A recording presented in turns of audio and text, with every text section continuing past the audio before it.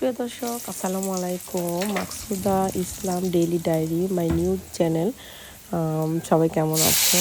আর আমার চ্যানেলে আজকে আমি এই রান্নাটা শেয়ার করছি। এখানে শোল মাছ দিয়ে টমেটো ধনেপাতা দিয়ে একটা মজাদার ঝোল রান্না করছি।